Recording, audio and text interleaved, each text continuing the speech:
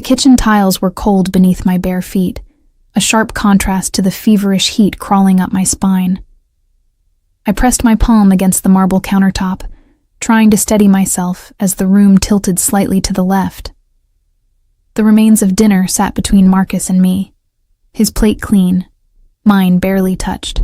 He'd made my favorite, chicken piccata with roasted vegetables. The lemon butter sauce had tasted slightly off, bitter almost, but I'd attributed it to my pregnancy cravings warping my taste buds. "You look pale, Claire," Marcus said, his voice carrying that familiar note of concern that had once made me feel cherished. Now, 6 months pregnant and exhausted from working double shifts at Russo's, the upscale Italian restaurant downtown, I couldn't tell genuine worry from condescension anymore. I swallowed hard, my throat feeling thick, just tired. "The baby's been kicking all day," he stood, walking around the small dining table of our modest apartment. His footsteps were measured, deliberate. When he reached me, his hand settled on my shoulder, fingers pressing just a little too firmly. The scent of his cologne, something cheap and cloying, mixed with the lingering aroma of lemon and butter, making my stomach churn. "Claire," his voice dropped lower, "I need to tell you something." The fluorescent light above us flickered, casting strange shadows across his face. For the first time in our 3 years of marriage, I noticed how his eyes had hardened, how the softness I'd fallen in love with had calcified into something else entirely. "I poisoned you." The words hung in the air like smoke. My brain struggled to process them, to arrange them into a sentence that made sense. The refrigerator hummed. A car alarm wailed somewhere outside our third-floor window. My heartbeat thundered in my ears. "What?" The word came out as barely a whisper. Marcus's grip tightened on my shoulder. "The dinner, I put something in your food. You have maybe an hour? Maybe less. I'm not entirely sure." Victor wasn't specific about the timeline. Victor. The name sent ice through my veins despite the heat consuming my body. Victor Kozlov, the loan shark Marcus had been dealing with for months. The man whose money had paid for the new car Marcus insisted we needed, whose cash had covered the gambling debts I hadn't known existed until the threatening calls started 3 weeks ago. My legs buckled. Marcus caught me, lowering me into the dining chair with surprising gentleness. The irony wasn't lost on me. Poisoning me, then stopping me from falling. "Why?" My voice cracked. I pressed a hand to my swollen belly, feeling our daughter move beneath my palm, the baby. Victor said if I cleared my debt this way, he'd forgive everything. "A life for a life," he said. Apparently I took something that belonged to someone important, someone connected to him. Marcus crouched before me, and I saw something flicker across his face. Regret, maybe, or just fear of what he'd done. I didn't know what else to do, Claire. They were going to kill me. The room spun harder.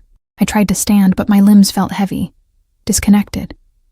My vision blurred at the edges, darkness creeping in like spilled ink. You killed us."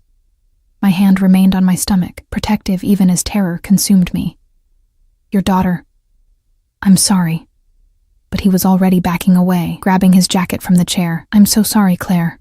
I have to go. I can't be here when it happens. They'll think I'm involved if I stay." He was at the door before I could respond, before I could scream or cry or beg. The lock clicked.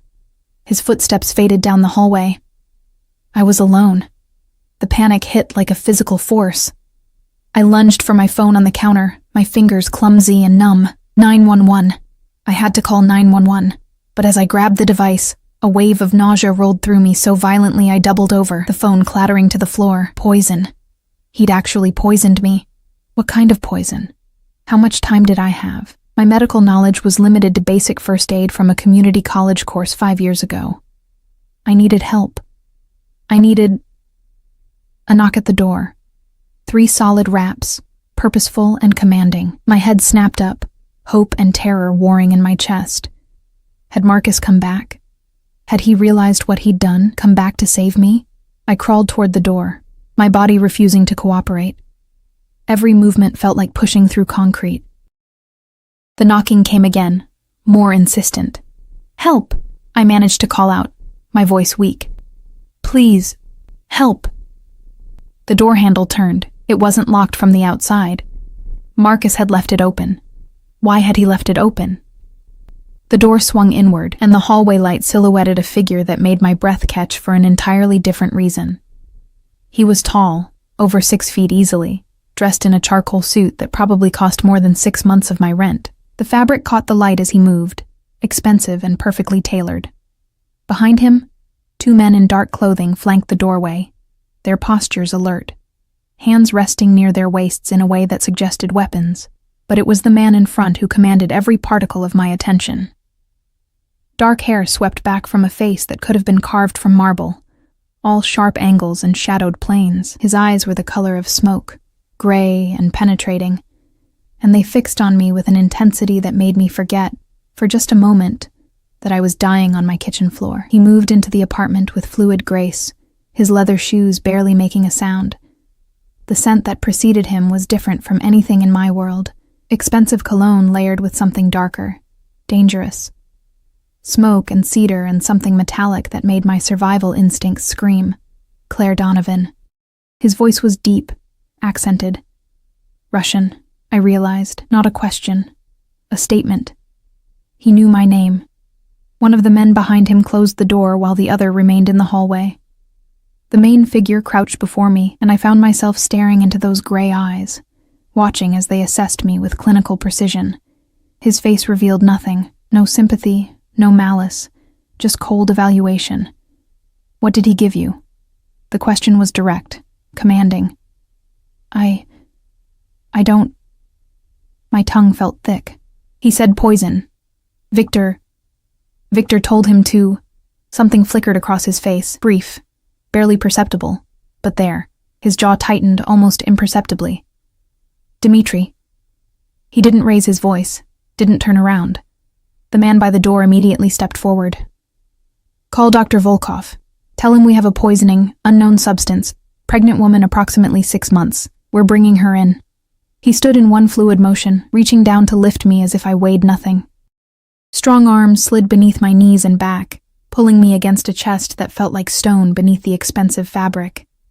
The world tilted as he carried me toward the door. Wait! I tried to protest, but my voice was failing. Who are you? He paused in the doorway, looking down at me with those inscrutable eyes. The hallway light created a halo behind his head, making him look almost otherworldly. Alexei Volkov. A pause, weighted and deliberate. Your husband stole from my organization. He was supposed to return what he took, not... His eyes dropped to my pregnant belly, something dark and dangerous crossing his features. Not this. The implication settled over me like a shroud. Marcus hadn't just stolen money. He'd stolen from the Mafia. And his payment, his way out of debt, had been me, had been our daughter. Please, I whispered, my hand finding the lapel of his suit jacket, fingers curling into the expensive fabric. Please save my baby. For the first time, his expression shifted. Something almost human flickered behind those cold gray eyes, surprise maybe, or recognition of something unexpected. Hold on, he said, and there was a command in those 2 words that made my body obey even as consciousness began to slip away. Just hold on, Claire. He carried me into the hallway, moving with purpose down the stairs. I felt the night air hit my skin, heard the sound of a car door opening. Leather seats received me, cool and smooth. The scent of the car was overwhelming, leather and that same cedar cologne, mixed with something else. Safety. Impossibly. Voices murmured around me. Dmitri was on the phone, speaking rapid Russian. Another man, the driver, I realized, was starting the engine. And Alexei Volkov, this Mafia boss whose name I now knew, was sliding in beside me, one arm supporting my shoulders while his other hand pressed against my wrist, checking my pulse with the efficiency of someone who'd done this before. Stay awake, he commanded, and I felt his hand tap my cheek lightly. Look at me. Keep your eyes open. I tried. God, I tried. But the darkness was so inviting, and my body was so heavy. Claire. His voice sharpened. Your daughter needs you to fight. So fight. My daughter. I forced my eyes open, forced myself to focus on his face, The strong jaw, the slight scar above his left eyebrow, the way his gray eyes had darkened to almost black in the car's dim interior. "Why?" I managed to whisper. "Why are you helping?" "Because your husband is a fool who didn't follow instructions," his jaw clenched. "And because no child should pay for their father's sins." The car accelerated, pressing me back into the seat. Through the window, I watched the lights of the city blur into streams of gold and white. My apartment building disappeared behind us. Everything I'd known, my entire life with Marcus, was receding like a dream. Or maybe this was the dream, being carried away by a stranger in an expensive suit, a dangerous man who commanded with just his presence, who'd appeared at my door exactly when I needed saving. But as my vision darkened and my consciousness began to slip away despite my best efforts, one thought crystallized with absolute clarity. Marcus had left the door unlocked. He'd poisoned me, told me about it, and left the door unlocked. And exactly 30 minutes later, Alexei Volkov had knocked. This wasn't rescue. This was something else entirely. I woke to the smell of antiseptic and the steady beep of monitors. My hand immediately went to my stomach, panic flooding through me before I even opened my eyes. The bump was still there, and beneath my palm, I felt movement, a small kick, then another. Relief crashed over me so powerfully that tears leaked from the corners of my closed eyes. "She's awake." The voice was unfamiliar, female, with the same Russian accent I'd heard in the car. I forced my eyes open, blinking against the soft light. The room wasn't a hospital, at least not any hospital I'd ever seen. The walls were a warm cream color.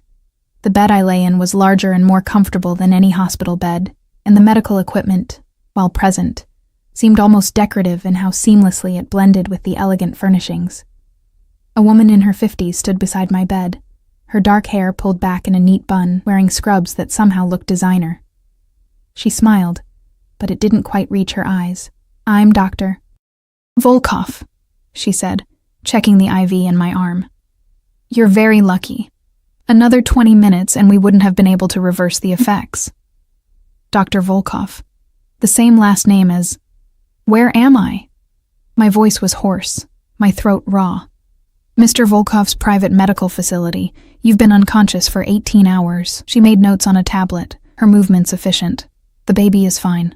Strong heartbeat. Active movements. Whatever protection instinct made you eat so little of that dinner saved both your lives." The baby. Our daughter. I pressed my hand harder against my stomach, feeling the reassuring movement beneath. What did he give me? Oleander extract, mixed with something to mask the taste. Crude but effective. Her expression darkened. "Your husband clearly didn't research his method.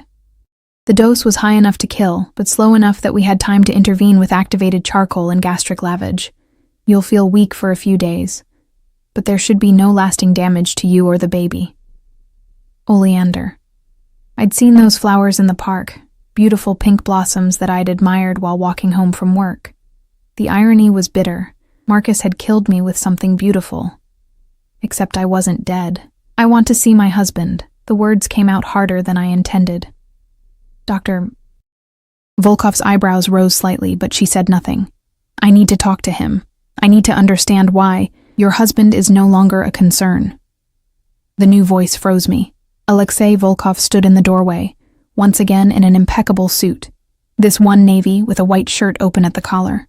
In the daylight filtering through the room's large windows, I could see him more clearly. He was younger than I'd initially thought, maybe early 30s, with the kind of face that would make people stop and stare anywhere he went. But it was his eyes that held me, those gray eyes that seemed to see through everything. "What does that mean?" I tried to sit up, but my body protested. Dr. Volkov moved to help me, adjusting the bed so I was reclined but upright. Alexei walked into the room with that same fluid grace I remembered, his presence seeming to fill every corner. "Doctor." Volkov excused herself quietly, and suddenly I was alone with him. He pulled a chair close to the bed, closer than was strictly necessary, and sat, his attention fixed entirely on me. "It means," he said, his voice carrying that same command as the night before, that Marcus Donovan has been dealt with according to our laws. He stole from my organization, then attempted to murder you instead of returning what he took. In my world, there are consequences for such actions." The careful phrasing didn't hide the truth. Marcus was dead. My husband, the father of my child, the man who'd promised to love me forever in a small courthouse ceremony 3 years ago, dead. I should have felt something.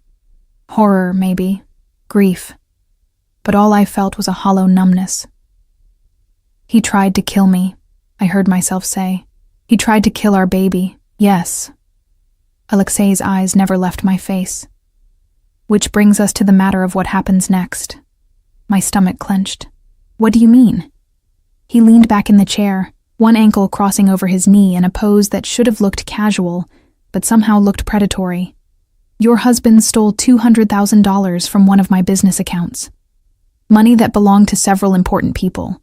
People I cannot simply tell that the debt died with the thief.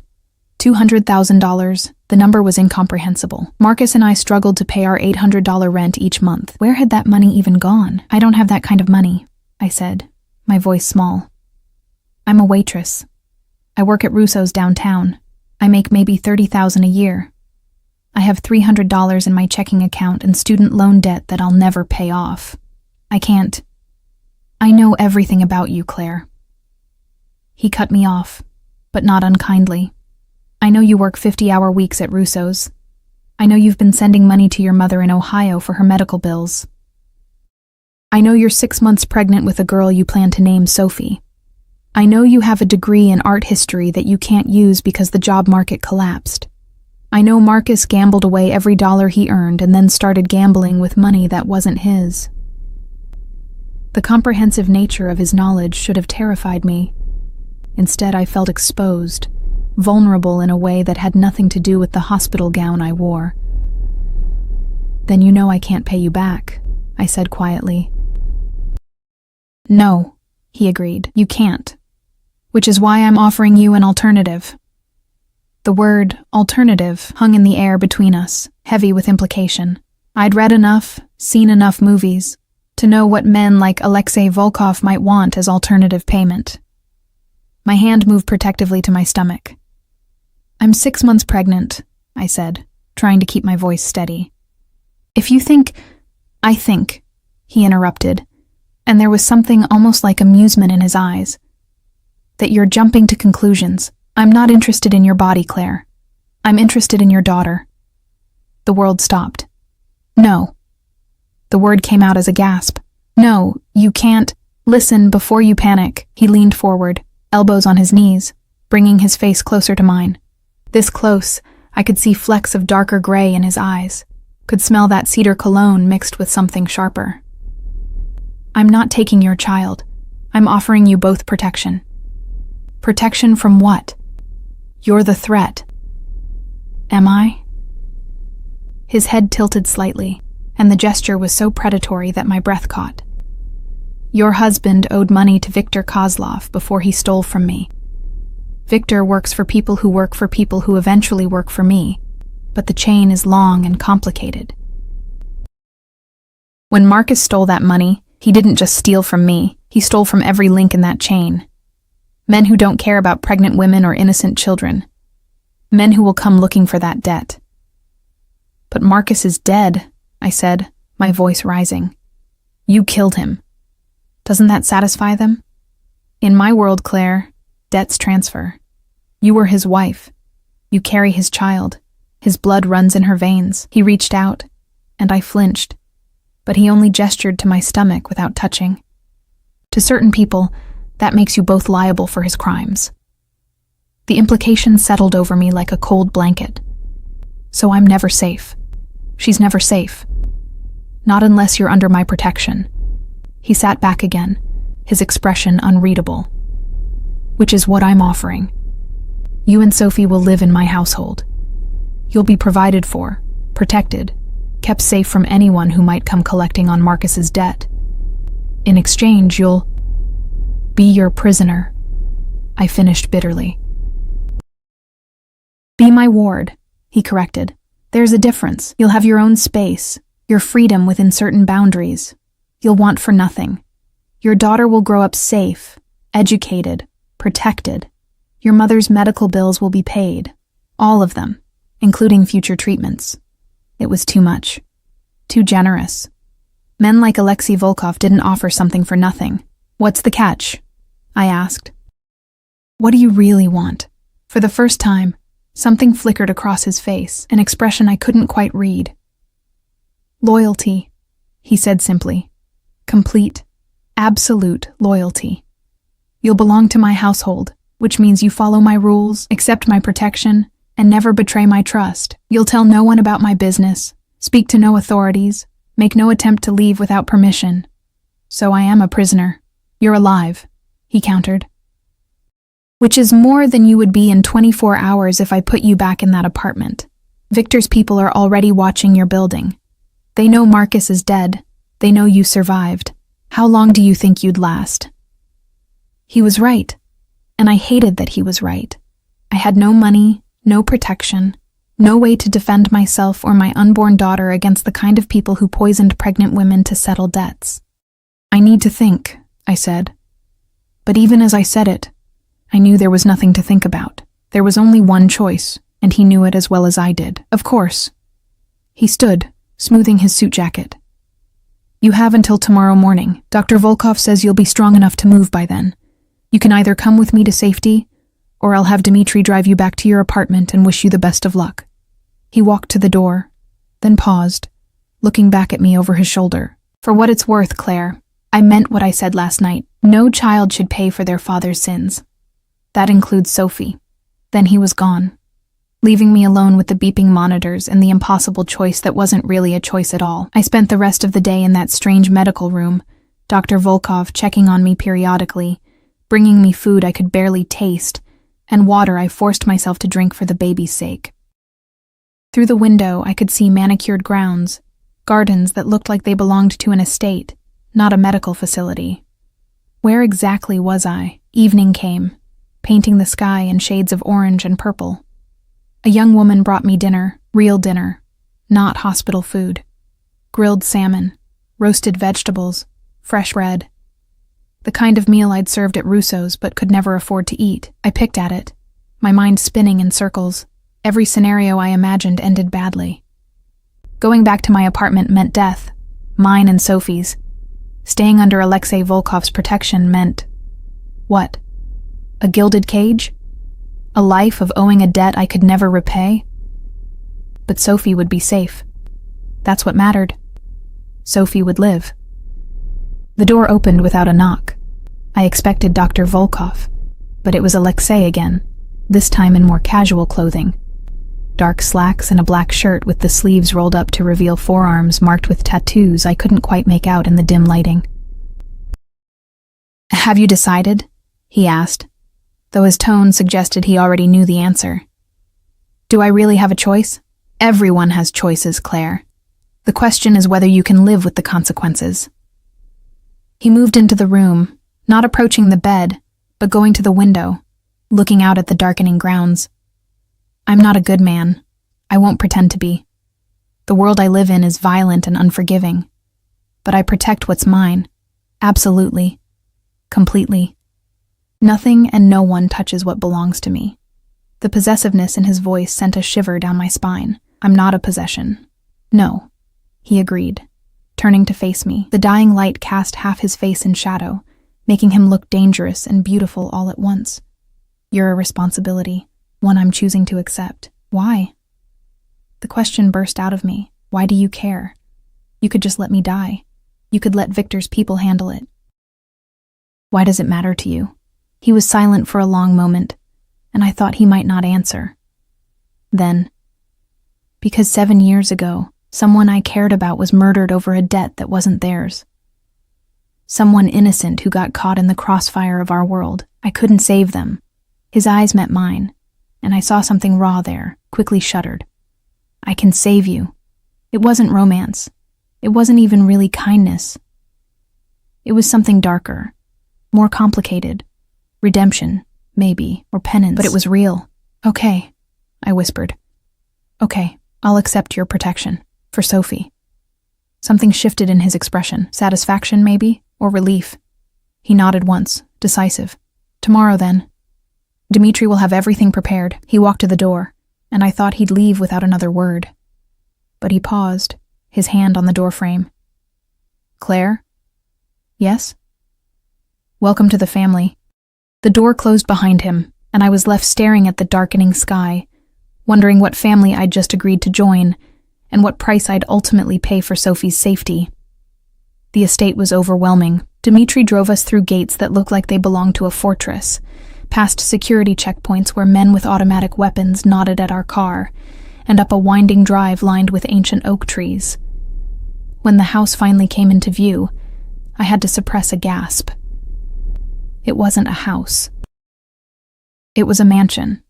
3 stories of pale stone and huge windows, with wings extending on either side, and a fountain in the circular drive that looked like it belonged in a European palace.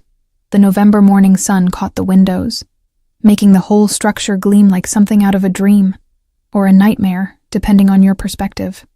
Mr. Volkov is waiting inside, Dmitri said, opening my door with surprising gentleness for a man who looked like he could break someone in half. He'd been professional but distant during the drive, answering my questions with short, efficient responses. Yes, the estate was in Connecticut, about 2 hours from the city. No, I wouldn't be able to contact anyone from my old life without Mr. Volkov's permission. Yes, everything I needed would be provided. I climbed out of the car slowly, my body still weak from the poisoning. Dr. Volkov had cleared me medically, but warned me to take it easy for at least another week. The baby kicked as if in protest of all the changes, and I pressed my hand to my stomach reassuringly. It's okay, Sophie, I whispered.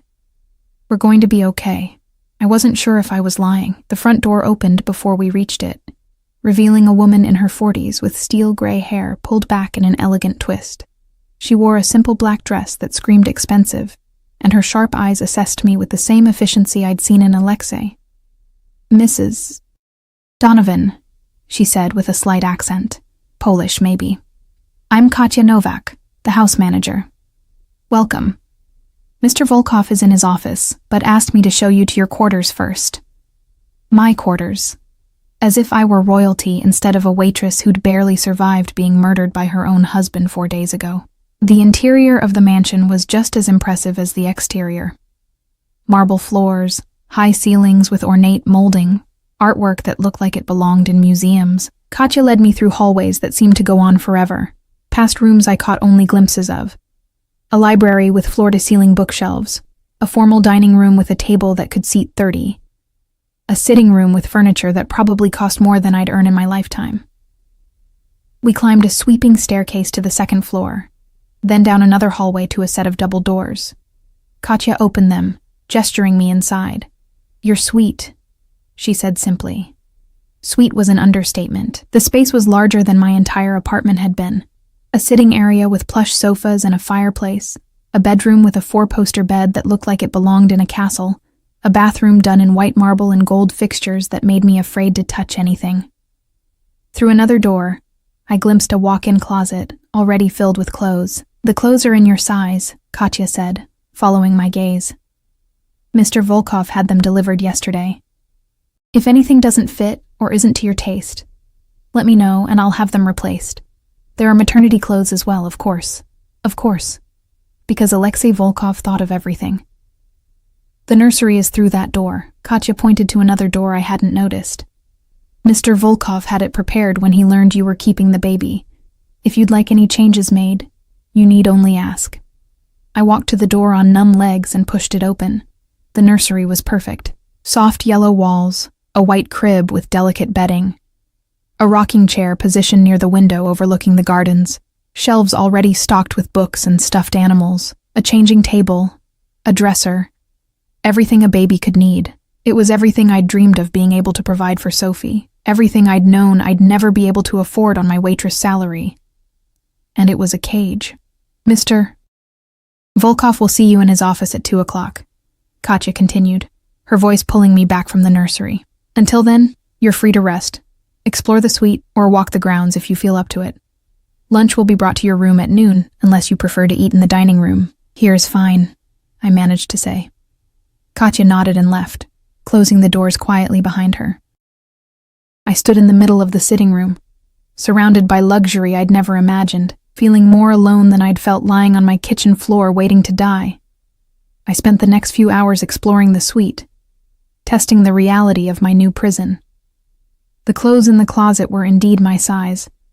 Not just my current size, but maternity clothes sized for the next 3 months of my pregnancy. Elegant dresses, comfortable pants, soft sweaters. Everything high quality, everything expensive.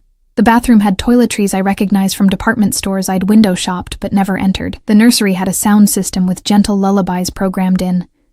Alexei Volkov had thought of everything, which somehow made it worse. Lunch arrived at noon exactly, brought by a young woman who introduced herself as Maria, one of the kitchen staff. The food was restaurant quality, a delicate soup, a salad with grilled chicken, fresh bread, and fruit that actually tasted like fruit instead of the flavorless produce from my grocery store. At 1:45, I changed into one of the maternity dresses, a deep blue that Katya had laid out on the bed while I'd been exploring. It fit perfectly, falling to just below my knees, and somehow making me look elegant despite my swollen belly and exhausted face. Dmitri knocked at exactly 2 o'clock to escort me downstairs. Alexei's office was in the east wing, through a set of heavy wooden doors that Dmitri opened without knocking. The room beyond was masculine and intimidating. Dark wood paneling, built-in bookshelves, a massive desk that looked like it had been carved from a single piece of mahogany. Windows overlooked the eastern grounds, where I could see men patrolling at regular intervals. Alexei stood at the window, his back to me, dressed in another impeccable suit, this one charcoal gray. He didn't turn when I entered, and Dmitri closed the doors, leaving us alone. "How are you feeling?" he asked, still looking out the window. "Like I'm living in a dream that might be a nightmare," I answered honestly. That made him turn. A slight smile played at his lips, but his eyes remained serious. "At least you're honest. Sit." It wasn't a request. I sat in one of the leather chairs facing his desk. He moved to his own chair, settling into it with that same predatory grace I was coming to associate with him. "We need to establish some ground rules," he said, his hands folding on the desk in front of him.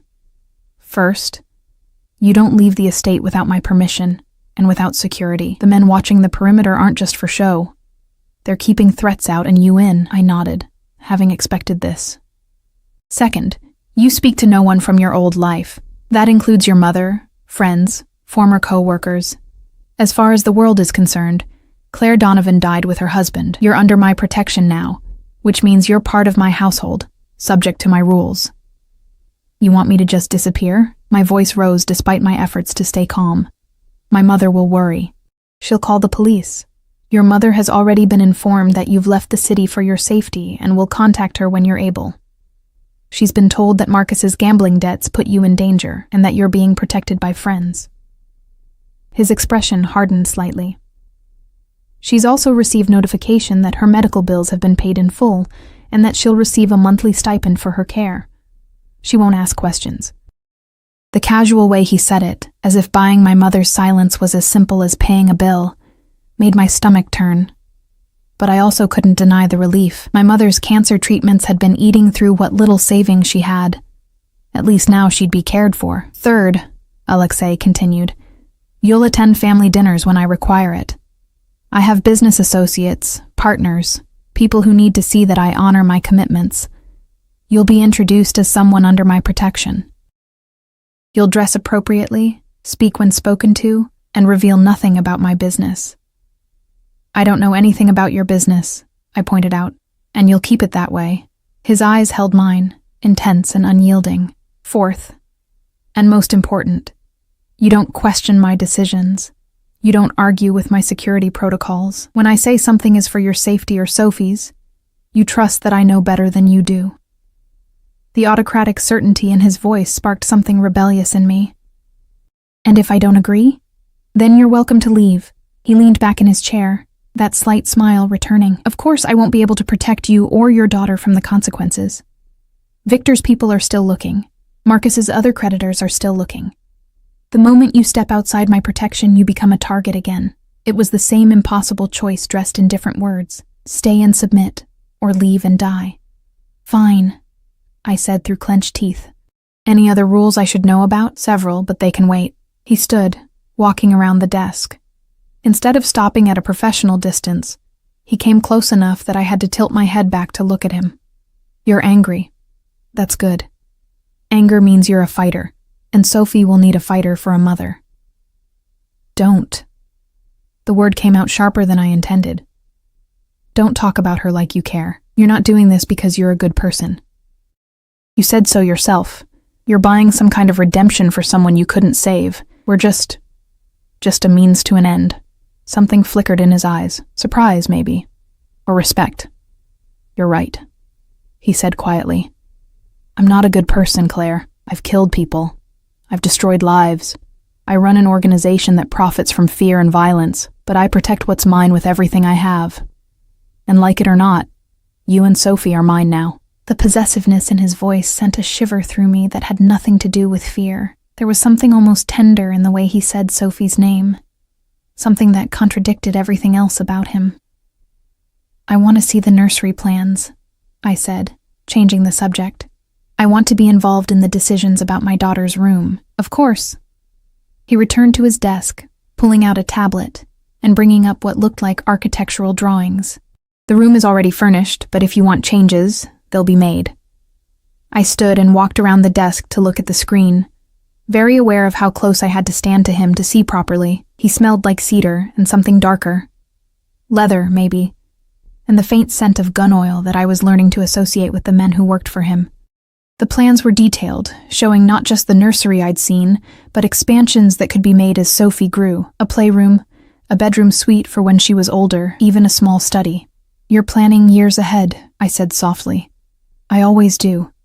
His voice was close to my ear, and I realized he'd shifted slightly, bracketing me against the desk without quite touching me. Sophie will grow up here, Claire. She'll be educated, protected, given every advantage. She'll never want for anything.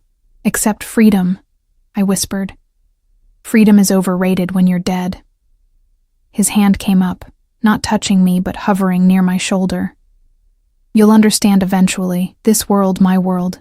It's brutal and unforgiving, but inside these walls you're safe. Both of you. I turned to face him, which was a mistake because it brought us even closer together. I could see the fine lines at the corners of his eyes, the slight shadow of stubble along his jaw, the way his pupils dilated slightly as he looked at me. And what about when she grows up? I asked. When she wants to go to college, have friends, date, will she still be a prisoner then? She'll be protected, he said firmly. There's a difference. Not from where I'm standing. We stared at each other, the tension thick between us. Finally, he stepped back, giving me space to breathe. You should rest, he said, his voice returning to that cool, professional tone. Dr. Volkov will be by tomorrow to check on you. In the meantime, Katya can show you the rest of the house, answer any questions you have. It was a dismissal. I walked to the door, then paused, looking back at him. He'd returned to the window, his hands clasped behind his back, looking every inch the dangerous man he claimed to be. Alexei? I said, and his shoulders tensed slightly at my use of his first name. Thank you. For saving us. He didn't turn around. Don't thank me yet, Claire. You don't know what kind of life you've agreed to. I left the office with those words echoing in my mind, following Dmitri back upstairs to my beautiful cage, wondering what exactly I'd gotten Sophie and myself into. That night, I lay in the enormous bed, my hand on my stomach, feeling Sophie move inside me. Through the window, I could see the guards patrolling the grounds, their presence both comforting and terrifying. Somewhere in this massive house, Alexei Volkov was going about his evening, running his empire, planning whatever dangerous things men like him planned. And I was part of that now, bound to him by debt and necessity and the fragile life growing inside me. I'd escaped death only to find myself in a different kind of trap, one lined with silk and gold, but a trap nonetheless. Sophie kicked hard, as if in protest, and I pressed my hand more firmly against my belly. I know, I whispered. I know, baby girl. But we're alive. We're safe. That has to be enough. Even as I said it, I knew it wasn't true. Safety wasn't enough. Freedom mattered. Choice mattered. But those were luxuries I could no longer afford. The price of Sophie's life was my own. The days blurred into weeks, and November surrendered to December. The estate transformed with the season. Snow blanketing the grounds, evergreen wreaths appearing on doors, the scent of pine and cinnamon filling the halls. It would have been beautiful if I could forget it was a prison. I settled into a routine, though settled felt like the wrong word. Every morning, Maria brought breakfast to my suite. I'd eat while watching the sun rise over the snow-covered gardens, then spend an hour walking the interior hallways for exercise. Dr. Volkov's orders. The house was so vast I could walk for an hour and still discover new rooms, new hallways, new reminders of the world Alexei Volkov commanded. I saw him rarely in those first 2 weeks. Brief glimpses as he moved through the house with Dmitri or other men whose names I didn't know. Once, I'd come down to the library late at night, unable to sleep, and found him there, reading in a leather chair by the fireplace. He'd looked up, our eyes meeting for a long moment, but neither of us spoke. I'd grabbed a book and retreated to my room, my heart pounding for reasons I didn't want to examine. But on a Friday evening, 3 weeks after my arrival, everything changed. Katya appeared at my door with a garment bag and a serious expression. "Mr. Volkov requests your presence at dinner tonight, 8 o'clock. There will be guests, business associates. He asks that you wear this and join him in the formal dining room." My stomach nodded. This was the 4th rule he'd mentioned, attending family dinners, being displayed as proof of his protection. I'd known it was coming, but that didn't make it easier. The dress Katya had brought was stunning, a deep emerald green that somehow complemented my pregnancy rather than hiding it. The fabric was soft, expensive, falling in elegant lines that made me look almost regal despite my swollen belly. There were shoes too, low heels that wouldn't be dangerous in my condition, and jewelry. Real jewelry, I realized, holding up the diamond earrings, not costume pieces. "Mr. Volkov wants you to look the part," Katya said, reading my expression. "You're under his protection. That means something in this world. It means you're valuable, untouchable. The people coming tonight need to see that." I dressed carefully, my hands shaking slightly as I fastened the earrings. The woman in the mirror looked nothing like the exhausted waitress who'd served pasta and smiled for tips just a month ago. This woman looked expensive, protected, dangerous by association. Dmitri came to escort me at 7:55. We descended the stairs to the first floor, and I could hear voices from the dining room, men speaking in Russian, the clink of glasses, low laughter that set my nerves on edge. Dmitri opened the doors, and conversation stopped. The formal dining room was intimidating, even empty. Filled with a dozen men in expensive suits, it felt like walking into a den of wolves. They all turned to look at me, their expressions ranging from curious to calculating to something darker I didn't want to name, but it was Alexei who captured my attention. He stood at the head of the table, a crystal glass in his hand, wearing a black suit that made him look like darkness personified. When our eyes met, something shifted in his expression. Approval, maybe, or satisfaction. He set down his glass and moved toward me with that predatory grace, and the other men seemed to fade into the background. "Claire." He took my hand, his touch warm and firm. "You look beautiful." It wasn't a compliment. It was a statement of fact, delivered in that commanding tone that made it impossible to argue. He tucked my hand into the crook of his arm, anchoring me to his side as he turned to face the room.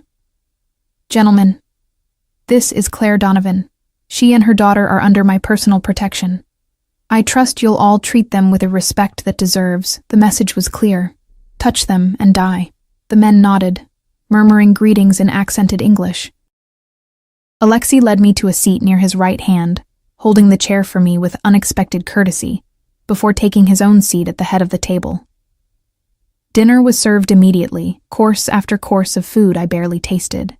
The men spoke primarily in Russian, occasionally switching to English when including me in conversation. They asked polite questions, how I was feeling, when the baby was due, if I needed anything. I gave polite answers, very aware of Alexei's presence beside me, the way his attention never fully left me even when he was speaking to someone else. I was halfway through the main course when I felt it, a hand on my knee beneath the table. I froze, my fork stopping halfway to my mouth. The hand moved higher, fingertips pressing into my thigh with clear intent. I looked up sharply and met the eyes of the man seated to my right, Viktor Kozlov. I recognized him from Marcus's descriptions, and the fear in my husband's voice when he'd spoken that name. Viktor was in his 50s, with graying hair and cold eyes that reminded me of a shark. He smiled at me, his hand squeezing my thigh harder. "You're very beautiful," he said in heavily accented English, loud enough that others could hear, but pitched as a compliment. "Marcus was a fool to risk losing you." "Marcus was a fool in many ways," I managed to say, trying to shift away. His hand followed, grip tightening. I looked at Alexei, and what I saw in his face made my breath catch. His expression hadn't changed. He was still listening to the man on his left, still holding his wine glass with casual ease, but his eyes had gone completely black, and there was murder in them. "Viktor." Alexei's voice cut through the conversation like a blade. Everyone went silent. "Remove your hand from Claire's leg." "Now." Viktor's smile didn't falter, but his hand disappeared immediately. "My apologies, Alexei. I meant no disrespect. I was simply touching something that belongs to me." Alexei set down his wine glass with controlled precision, which suggests you've forgotten the rules of this house. The temperature in the room seemed to drop. The other men exchanged glances, some looking uncomfortable, others almost eager, as if sensing blood in the water. "It was an innocent gesture," Viktor said, but there was an edge to his voice now. "The girl is very beautiful. Surely you can't blame a man for noticing." "I can blame a man for acting on it." Alexei stood, and somehow the movement was more threatening than if he'd shouted. "Dmitri, escort Mr. Kozlov to the south parlor. We have matters to discuss." Dmitri appeared from his position near the wall, and two other guards materialized from the shadows. Viktor's face had gone pale, but he stood with as much dignity as he could muster. "This is unnecessary, Alexei. I apologize if I overstepped." "You did." Alexei's voice was ice. "And now you'll pay for it. Gentlemen, please continue your dinner. I'll return shortly." He left with Viktor and the guards, leaving me sitting at the table with 10 men who now stared at me with a mixture of wariness and newfound respect. The man across from me, younger with kind eyes, offered a slight smile. "You should eat," he said gently in English. "Mr. Volkov wouldn't want you to miss your meal because of Viktor's stupidity." But I couldn't eat. My hands were shaking, and Sophie was kicking frantically inside me as if sensing my distress. I pressed my hand to my stomach, trying to calm both of us. The minutes dragged by. The other men resumed their conversation, but it was muted now, careful. Finally, the doors opened and Alexei returned. Alone. He reclaimed his seat beside me, picking up his wine glass as if nothing had happened. But I noticed his knuckles were red, scraped. There was a small speck of blood on his white shirt cuff that he'd missed. "Viktor sends his apologies," Alexei said calmly, cutting into his steak. "He's decided to leave early. Business in the city, apparently. No one questioned this. No one asked where Viktor had gone, or what had happened in the south parlor. They simply nodded and continued eating." Alexei's hand found mine under the table, his fingers lacing through mine. The gesture was possessive and comforting all at once. He squeezed once, then released me, returning his attention to his dinner as if the last 15 minutes hadn't happened. But I couldn't stop staring at those scraped knuckles, at that speck of blood, and wondering what exactly he'd done to Viktor Kozlov for daring to touch me. Dinner ended mercifully soon after. The men departed one by one, each stopping to nod respectfully to me before leaving. When the last had gone, I stood on shaking legs, desperate to escape to my room. "Claire." Alexei's voice stopped me at the door. "Wait." I turned slowly. He'd stood as well, his jacket discarded over his chair, his shirt sleeves rolled up to reveal those tattooed forearms. In the candlelight from the table, he looked dangerous and beautiful and terrifying. "Come with me," he said, and it wasn't a request. He led me through the house to a room I'd never seen, a study smaller than his office, more intimate. A fire burned in the fireplace, and there was a single leather sofa facing it. He gestured for me to sit, then poured 2 glasses from a crystal decanter. Whiskey for himself, water for me. "You did well tonight," he said, handing me the water before settling into the chair across from me. Better than I expected for your first dinner." "What did you do to him?" The question burst out before I could stop it. "Victor, what did you do?" Alexei took a long sip of his whiskey, his gray eyes reflecting the firelight. I reminded him of the consequences of touching what's mine. "I'm not—" "Yes, you are." He leaned forward, elbows on his knees. "You accepted my protection, Claire. That makes you mine. My responsibility, my ward, mine to protect. And in my world, people need to understand what that means." Victor needed to be reminded. "Did you kill him?" I whispered. "No." A slight smile played at his lips. "Though I considered it, Victor is useful in certain capacities, and his death would create complications I don't need right now, but he won't forget tonight. None of them will." The casual way he discussed violence, as if it were just another business decision, should have horrified me. Instead, I felt something else, a dark satisfaction that Victor had been punished for touching me, for making me feel powerless. What was happening to me? "You're safe here," Alexei said, as if reading my thoughts. "With me, you're safe."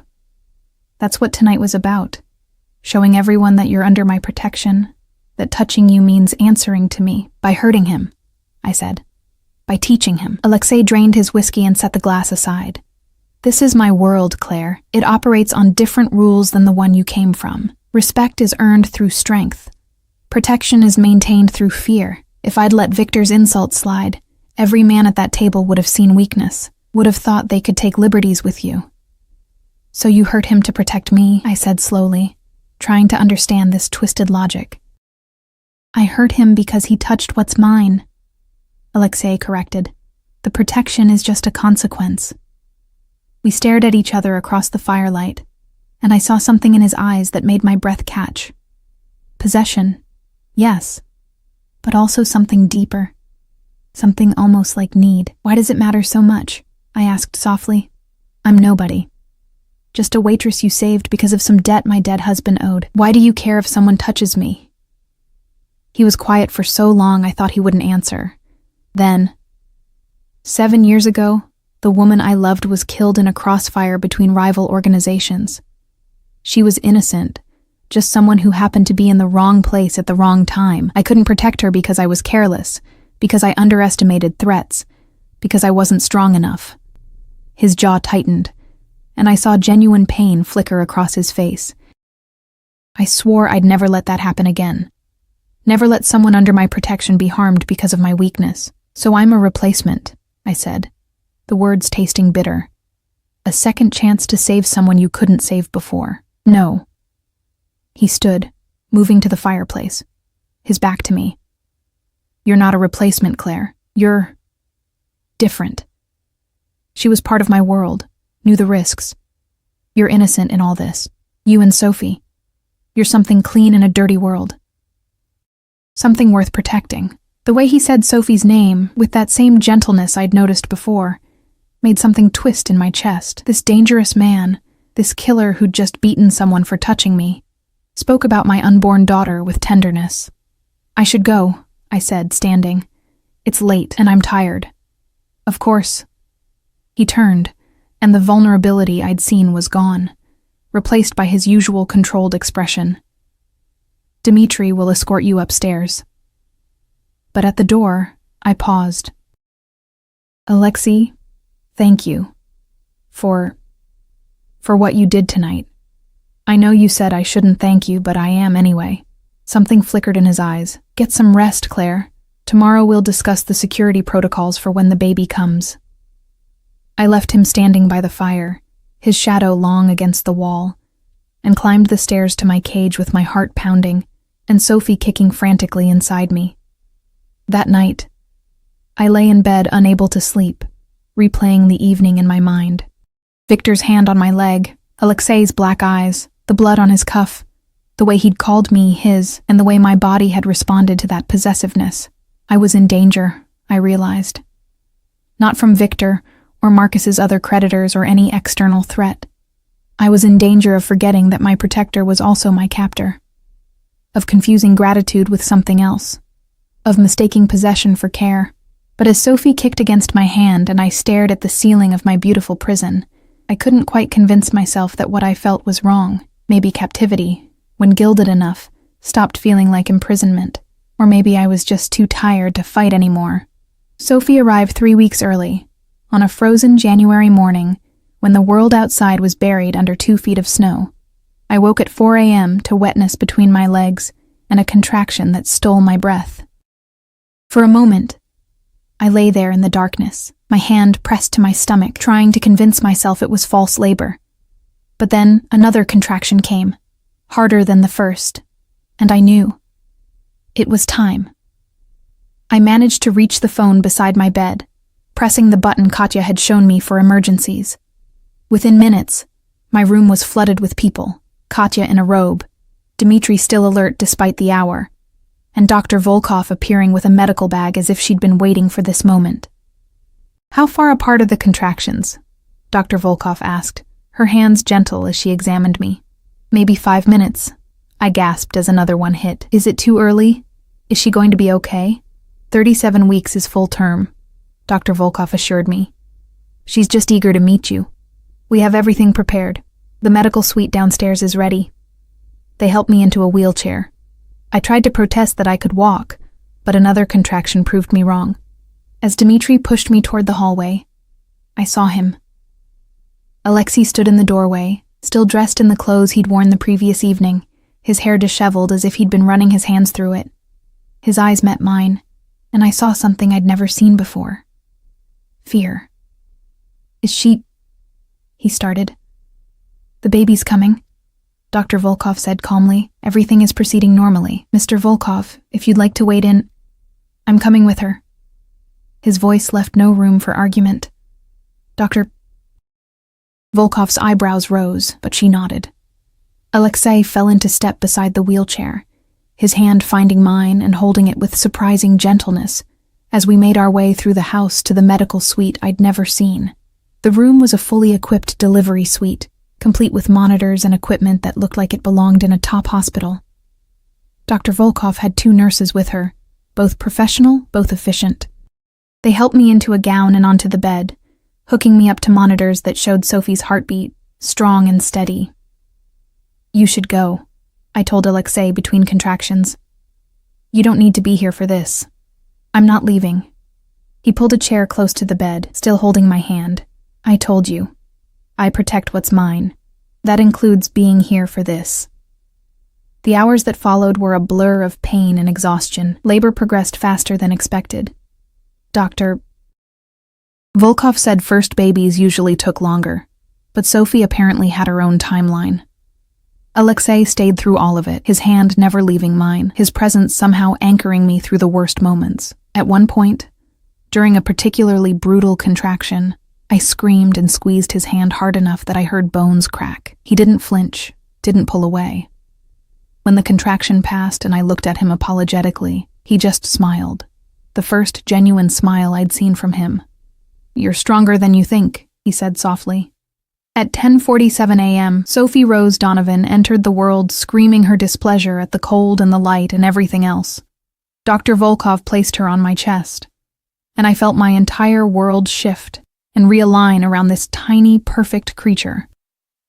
She had dark hair plastered to her head, Marcus's nose, and when she finally opened her eyes, they were gray, the same shade as Alexei's. No, that was impossible. Just a trick of the light, the newborn blue that would change in the coming weeks. I was exhausted, seeing things that weren't there, but when I looked up at Alexei, standing beside the bed, staring down at Sophie with an expression of wonder, I saw him notice it too. Something flickered across his face. Surprise, confusion, then something darker I couldn't read. "She's perfect," he said quietly, and there was something in his voice that made my breath catch. His finger reached out, and Sophie's tiny hand wrapped around it instinctively. "Hello, little one. Welcome home." The possessiveness in those 2 words should have frightened me. Instead, with Sophie warm and alive in my arms, and Alexei standing guard beside us, I felt safe for the first time in months. Dr. Volkov and her team cleaned Sophie, weighed her, 6 pounds, 8 ounces, measured her, 19 inches, and proclaimed her perfectly healthy despite being 3 weeks early. Then they handed her back to me, swaddled in a soft pink blanket, and left us alone. Alexei hadn't moved from his position beside the bed. He watched Sophie with an intensity that was almost unnerving. His usual controlled expression cracked open to reveal something raw underneath. "Thank you," I said softly, "for being here. You didn't have to." "Yes, I did." His eyes lifted to mine. "She's part of my household now. That makes her my responsibility." But the way he looked at her suggested it was more than responsibility. There was something almost tender in his expression, something that made me remember what he'd said about the woman he'd loved, about never letting anyone under his protection be harmed again. The weeks that followed Sophie's birth were the strangest of my life. I existed in a bubble of new motherhood. My world narrowed to feeding schedules and diaper changes and the exhausting, beautiful chaos of caring for a newborn. Katya assigned 2 nannies to help me, Maria and a younger woman named Irina, but I was fiercely protective of Sophie, insisting on doing most of her care myself. Alexei surprised me by being a constant presence. He'd appear in the nursery at odd hours, checking on us with an intensity that went beyond mere obligation. Sometimes I'd wake at 3 a.m. to feed Sophie, and find him standing in the doorway, watching us with those gray eyes that Sophie seemed to have inherited. "You should be sleeping," he'd say. "So should you," I'd counter. But he'd stay anyway, sitting in the rocking chair while I fed Sophie, his presence somehow comforting in the darkness. One night, about 2 weeks after Sophie's birth, I found him holding her. I'd put her down for the night and gone to shower. But when I returned, Alexei was in the nursery, Sophie cradled in his arms while he paced slowly beside her crib. He was murmuring to her in Russian, his voice soft and gentle, and Sophie was staring up at him with those gray eyes, completely content. "She was fussy," he said when he noticed me, but he didn't immediately hand her over. I heard her crying. "You don't have to," I started, but he shook his head.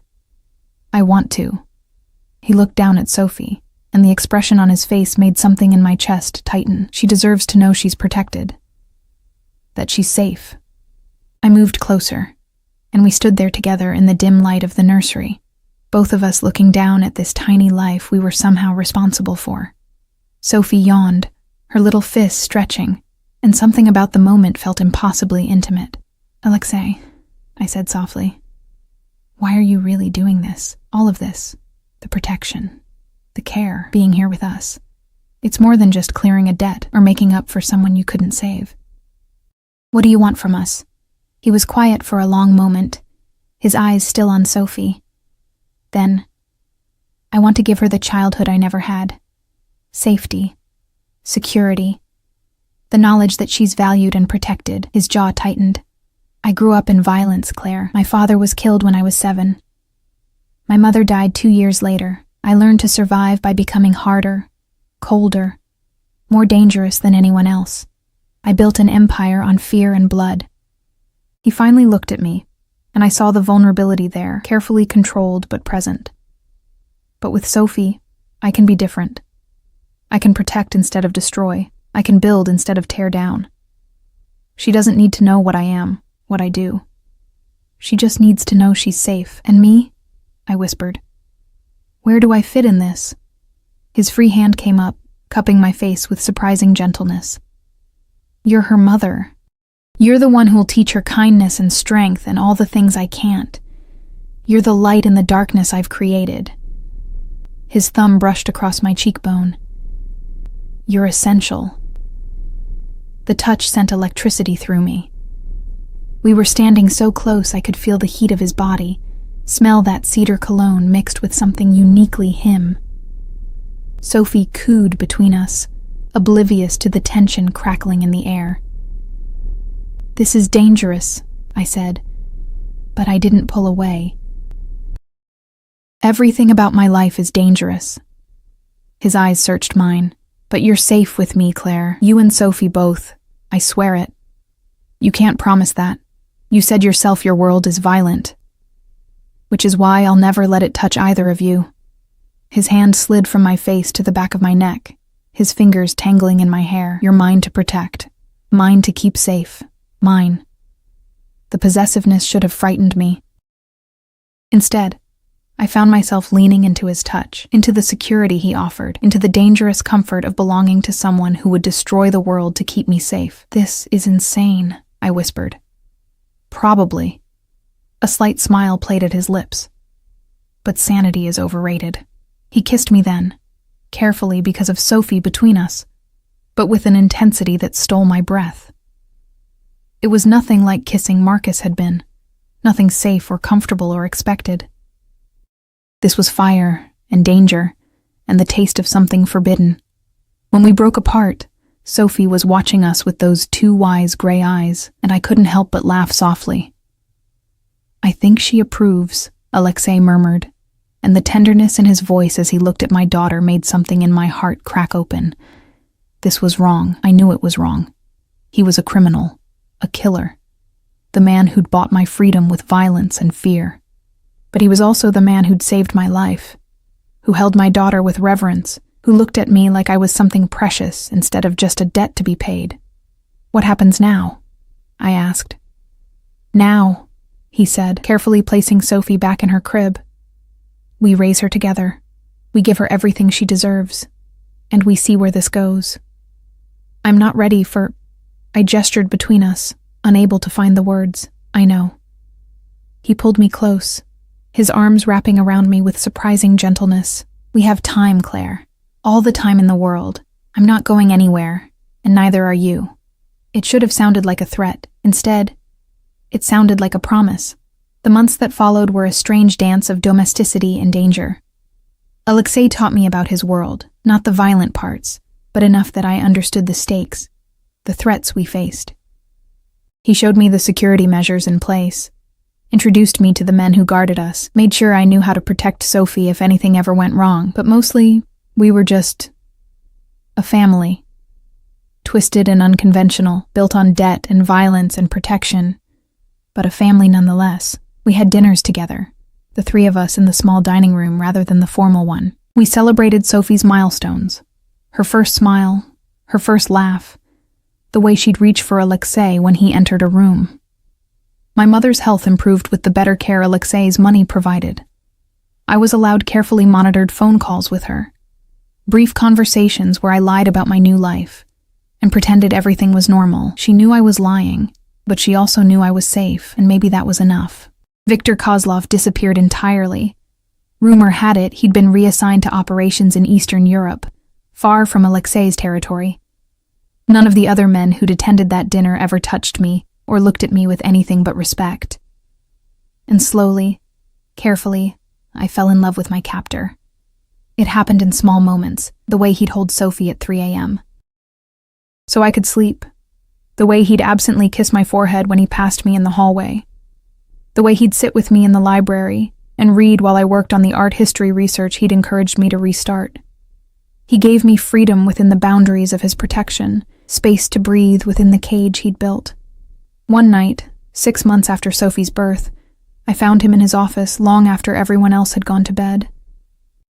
He looked exhausted, the weight of his empire evident in the set of his shoulders. "Come to bed," I said from the doorway. He looked up, and something in his expression shifted. "Your bed or mine?" It was the first time he'd asked, the first time he'd pushed beyond the careful boundaries we'd maintained. "Ours," I said, and watched as his eyes darkened. He stood, crossing to me in 3 long strides, his hands cupping my face as he kissed me with months of restrained hunger. "Are you sure?" he asked against my lips. "No," I admitted, "but I'm doing it anyway." He laughed, the sound rough and genuine, and swept me into his arms, carrying me through the house to the master suite I'd never entered. The room was masculine and elegant, with windows overlooking the snow-covered grounds and a bed large enough for both of us and the monsters we'd carry into it. We made love slowly, carefully, learning each other's bodies with the reverence of something sacred. And afterward, lying in his arms with Sophie sleeping peacefully in her nursery next door, I finally understood what had happened to me. I'd been saved by a monster and learned to love the man beneath the violence. I'd been captured and chose to stay. I'd lost my freedom and gained something more valuable: safety, security, and the terrifying, beautiful knowledge that I was cherished. "I love you," I whispered into the darkness. His arms tightened around me. "I know." I've loved you since the moment I carried you out of that apartment, fighting to stay alive for your daughter. You were the bravest thing I'd ever seen. This is insane, I said again, but I was smiling. Sanity is overrated, he repeated, and I felt him smile against my hair. Besides, you're mine now, completely, and I take care of what's mine. The possessiveness still made me shiver, but now it was anticipation rather than fear. Morning came with Sophie's cries demanding attention. Alexei and I dressed and went to her together, lifting her from her crib and bringing her back to our bed. She laughed and kicked between us, reaching for both of us with chubby hands, and in that moment, I saw our future stretched out before us. It wouldn't be normal. It wouldn't be safe in the traditional sense. But it would be ours. This strange, fierce family, built on impossible circumstances and dangerous love. What are you thinking? Alexei asked, watching me watch Sophie. That I should be horrified by all of this, I admitted. That I should want to escape, to take Sophie and run and never look back. But you don't. Not a question. No. I looked at him. This beautiful, dangerous man who'd become my world, because running means losing you. And I can't do that. I won't. He kissed me then, deeply, with Sophie giggling between us. When he pulled back, his gray eyes were soft. You'll never have to. You're home, Claire, both of you. Forever in a gilded cage with a man who'd kill to protect us. Forever in a world of danger and violence and twisted love. Forever bound to someone who saw me not as a possession, but as something precious. It wasn't the life I'd imagined. But as I sat there with Alexei and Sophie, watching the winter sun rise over the estate, I realized it was the life I'd chosen. And I wouldn't trade it for anything. The girl who'd been poisoned by her husband and saved by a Mafia boss was gone. In her place was a woman who'd learned that sometimes salvation comes from the darkest places, that love can bloom in impossible soil, and that freedom means nothing if you're not alive to enjoy it. I was Claire Volkov now, in everything but name, and I was finally, impossibly, home.